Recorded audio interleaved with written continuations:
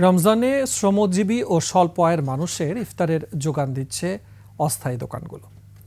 রাজধানীর ফুটপাত অস্থায়ী ইফতার বাজারগুলো জমজমাট বিকেল থেকে সন্ধ্যা পর্যন্ত। পাওয়া যায় ঘরে তৈরি ইফতার সামগ্রী। মানিক শিকদারের রিপোর্ট। রমজান উপলক্ষে রাজধানীর পান্থপথ এলাকার ফুটপাতে অস্থায়ী ইফতারের দোকান। ছোলা, মুড়ি, পেঁয়াজু সহ ঘরে তৈরি বিভিন্ন ধরনের খাবার নিয়ে আসেন মৌসুমী উদ্যোক্তারা। কারণ আমরা বাসা থেকে বানায় এখানে বিক্রি করি। একটু কম দামে রিজনেবল প্রাইসে সবার কাছে চাইরা দিই।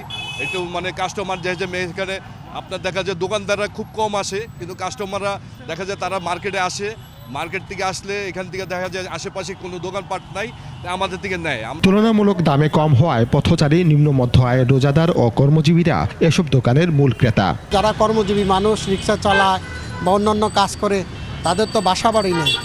এদের জন্য এটাই ইফতারের জন্য উপযুক্ত স্থান বলে আমি মনে করি। খাবারের দোকানে গেলে অনেক টাকা লাগে, আমরা একটু রিজনেবল প্রাইসের মধ্যে খেতে চাই। তারপর রোজাদার ইফতারের টাইমের জন্য কিনে নিই। বিভিন্ন রকমের ফল ও ব্যতিক্রমী পানীয় বিক্রি হয় ফুটপাতে। তেমনি এক পানীয় শরবতে মোহাব্বত। পাকিস্তানে একটা বিখ্যাত শরবত তরমুজ, রুয়াবজা আর দুধের সাথে মিশ্রণ করে তৈরি হয়।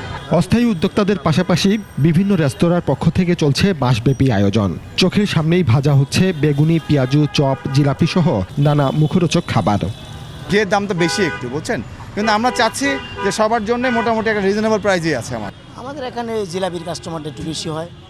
তারপরে মনে করেন বেগুনি, আলুর চপ, পেঁয়াজু, এগুলা, জালি কাবাব, তারপর হলো চিকেন ফ্রাইটের এগুলো। সাসলিক আছে, চিকেন পাই আছে, তারপরে ডিম চপ আছে।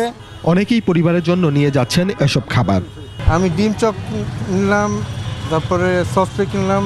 বাসার ইফতারি অনেক নিট অ্যান্ড ক্লিন ভাবে যত্ন করে বানানো হয়। বাইরের ইফতারি তো দেখতে পাচ্ছি না, সো কিনে নেই সময়ের অভাবে। তবে এবার বিক্রির পরিমাণ কিছুটা কম বলে জানায় বিক্রেতারা। কিনা এখন তো জমে না তেমন একটা, অল্প কিছু মাল তৈরি রেখে অল্প কিছু চলে যায়। মানিক শিকদার, 21 টেলিভিশন, ঢাকা।